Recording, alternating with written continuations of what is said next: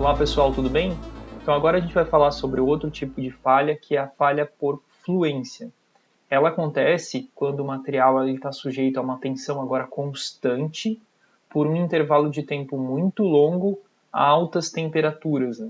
Então aquela carga constante ela vai causando uma deformação lenta no material até acontecer a ruptura desse material ou eventualmente ele mudar de dimensões que ele perca a sua funcionalidade em serviço. Né?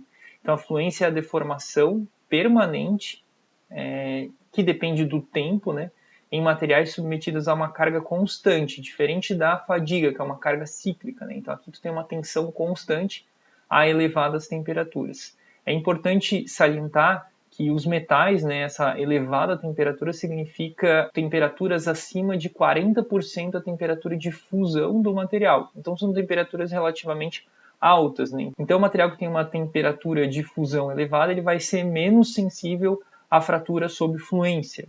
Aqui nesse slide também tem duas imagens aí que são bem características de turbinas e aqui nessas turbinas tem esses materiais que trabalham em serviço a altas temperaturas e essas temperaturas são suficientes para causar essa deformação plástica, essa deformação permanente ao longo do tempo, à medida que esse material vai sofrendo um determinado carregamento. Materiais que são mais sensíveis à temperatura já em situações normais, eles também são mais sensíveis à fluência. Por exemplo, os plásticos e as borrachas, né, que a temperatura ambiente já é uma temperatura relativamente alta para essa classe de materiais, a fluência fica mais evidente nesses cenários. Né? Assim como outros tipos de ensaios em materiais, a fluência também pode ser feita de acordo com uma norma.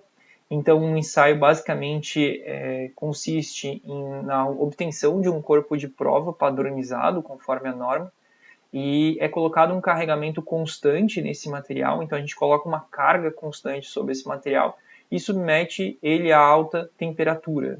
O que a gente vai estar monitorando? No ensaio de tração, a gente vai estar submetendo o material a uma diferença de carga porque as garras estarão se movimentando. E o que a gente vai estar medindo? A força em função da deformação. Já no ensaio de fluência, a gente tem uma carga constante, então a gente não tem uma variação de carga. O que a gente vai estar monitorando é a deformação do material em função do tempo. Então, a resposta de um ensaio de fluência, né, em termos gráficos, não é tensão versus deformação, e sim deformação em função do tempo. Né? Então, o material aqui ele é sujeito a uma carga constante, a uma alta temperatura, então a gente vai ter que ter alguma câmara térmica envolvida nessa máquina aqui que a gente consiga submeter esse material à temperatura controlada. Né? Geralmente, para materiais metálicos, é feito via ensaio de tração uniaxial, né? Então, via cargas uniaxiais aqui, né, sendo submetido nesse corpo de prova. Quando o material ele tem um comportamento frágil, geralmente se usa ensaios de compressão ou de flexão, né, que a gente pode fazer também no mesmo ensaio com carga constante a alta temperatura. Então, a resposta basicamente de um ensaio de fluência, ou uma vida influência de um determinado componente, é o que a gente chama de inclinação da parte secundária do gráfico. Então, que a gente está num regime dito estacionário, né, que tem uma inclinação constante. Isso que é basicamente levado em consideração nos projetos de engenharia a longo prazo. Vou mostrar para vocês, então, um gráfico típico de ensaio de fluência e a gente vai tentar entender os três estágios ali do gráfico e o que está acontecendo em cada um desses estágios. Né? Então aqui a gente tem o gráfico ele mostra no eixo então, a deformação permanente em função do tempo a um determinado carregamento e temperatura.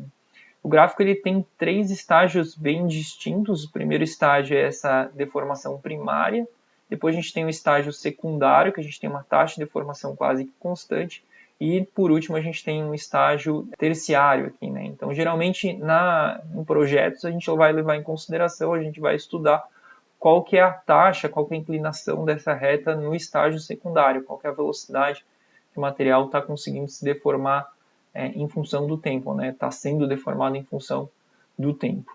Então eu vou dar um zoom nesse gráfico aqui e a gente vai entender o que está acontecendo em cada um desses estágios. Né? Então no primeiro estágio, a gente vai aplicar uma carga e ele tem uma deformação instantânea. Então imagina que eu tenho um material, eu submeti ele a um determinado peso, a uma carga, ele já sofreu uma deformação instantânea.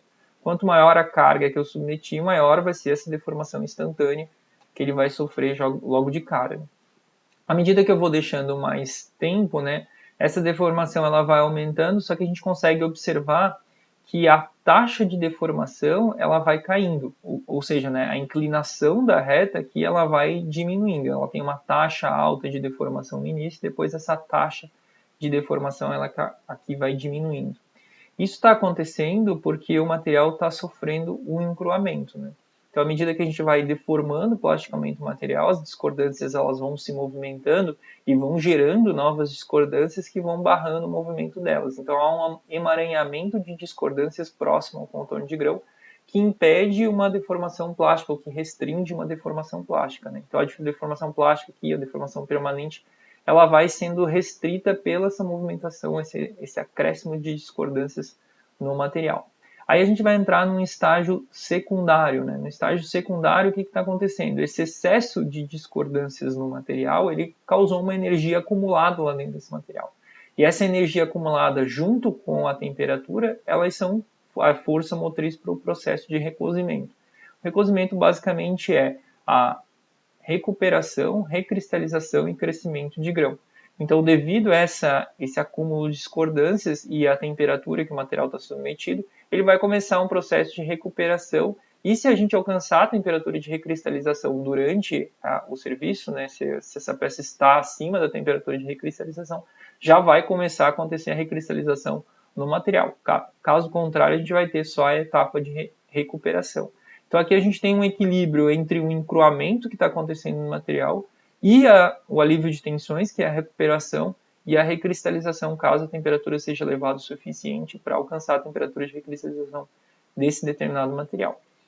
Aí a gente vai chegar numa etapa terciária aqui, que aí a gente vai começar a acontecer um acúmulo de poros, a gente vai ter defeitos volumétricos já no material, e esse acúmulo de poros vai concentrar tensões nesse material, que daí a deformação vai aumentar, a taxa de deformação vai aumentar cada vez mais até acontecer a ruptura desse componente, né? Então é uma coalescência dos poros, né? Os poros vão se juntando, vai acontecendo uma concentração de tensões devido a essa coalescência de poros, até acontecer a fratura do material, né? A gente fala que a gente já tem defeitos volumétricos se concentrando.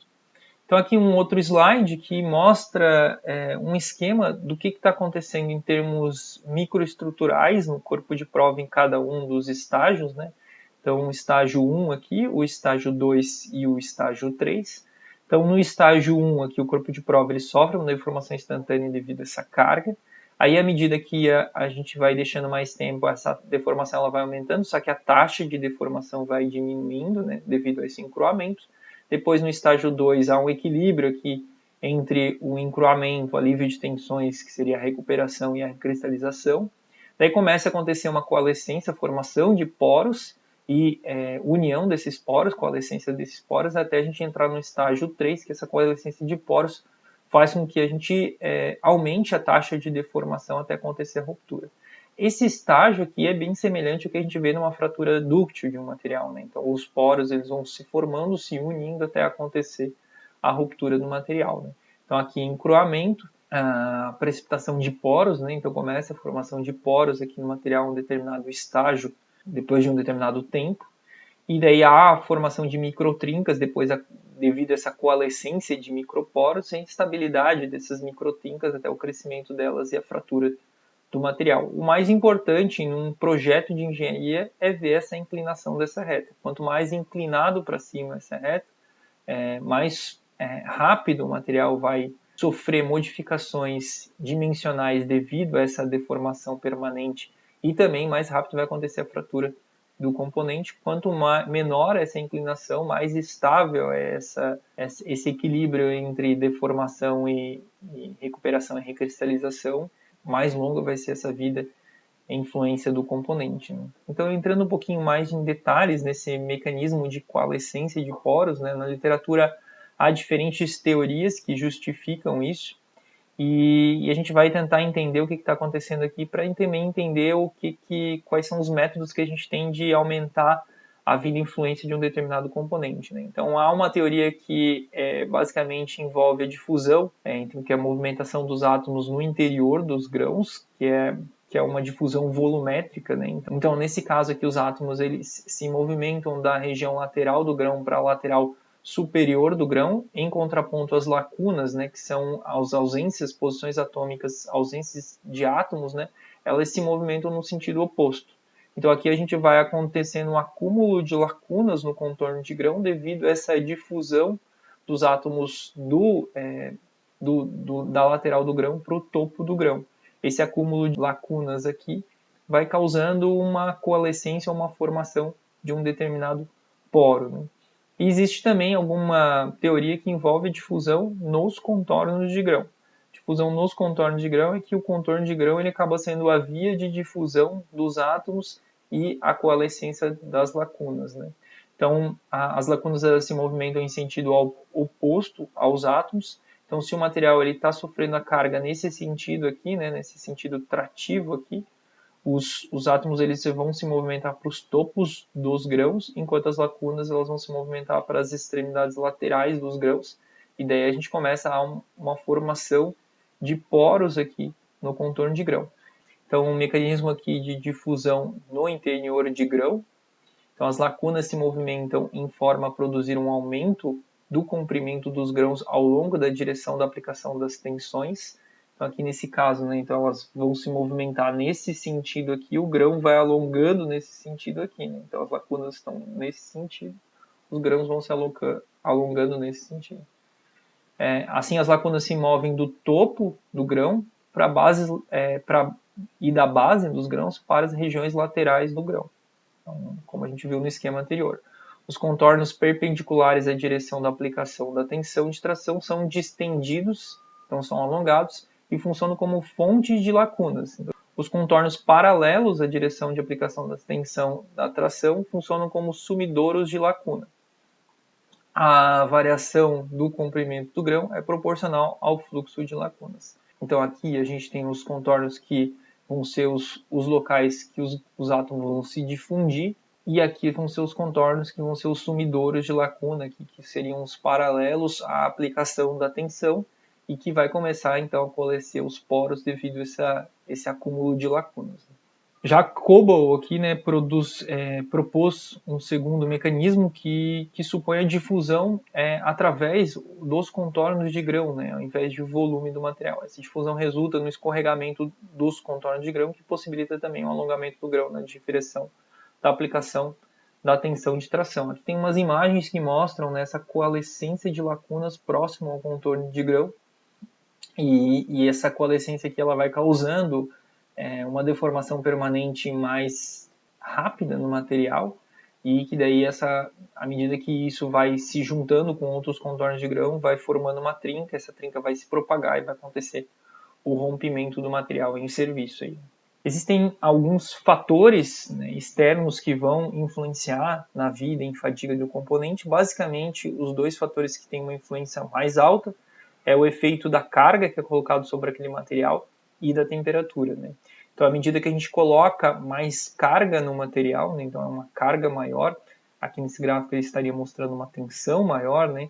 Então, a tensão 3 é maior que a tensão 2, que é maior que a tensão 1. O que a gente teria? Né? A gente teria uma deformação instantânea maior devido a essa maior carga, uma taxa maior no segundo estágio aqui, então uma deformação mais rápida acontecendo e uma ruptura acontecendo também de maneira mais rápida, né? Então aqui a gente tem uma deformação do componente até acontecer essa determinada ruptura em um tempo mais curto. Assim como a temperatura, né? Então a temperatura ela tem o mesmo efeito aqui do que a carga, né? Então quando a gente tem uma temperatura maior, né, a gente vai ter uma deformação instantânea maior, uma taxa de deformação mais rápida no segundo estágio e uma ruptura mais rápida do que a gente teria uma temperatura mais baixa. Né? Se a temperatura ela for menor do que 40% da temperatura de fusão do material, a gente vai ter um regime quase que estacionário aqui no segundo estágio, o material não vai romper aqui sobre fluência. Né? Então, uma analogia que eu gosto de fazer sempre, né, que a gente consegue visualizar isso, se eu pegar, por exemplo, um saquinho de supermercado, né, que é um material polimérico, submeter ele a uma carga maior, né, colocar, sei lá, 5 quilos de algum determinado produto lá dentro, e colocar 1 kg de um determinado produto lá dentro, aquele saquinho que tem mais carga, né, ele vai se deformar plasticamente mais rápido do que aquele que tem menos carga, né? E se eu tiver um dia a 40 graus Celsius aqui em Joinville, essa deformação no saquinho vai acontecer também de maneira mais rápida do que se eu tiver um dia a 15, 20 graus Celsius, né? Então a temperatura também vai facilitar esse processo de deformação plástica no material. Bom, num próximo vídeo eu vou mostrar para vocês quais são os efeitos aí em termos de metalurgia que a gente pode trabalhar em um determinado componente para tentar fazer que a vida e influência dele seja mais longa, né? Então, se a gente não conseguir mudar os fatores externos, assim como temperatura e tensão, ou a carga que é submetida, a gente consegue mudar algumas questões microestruturais para tentar evitar que haja essa valescência de poros e propagação de trinca tão rápida no componente a essas condições, beleza?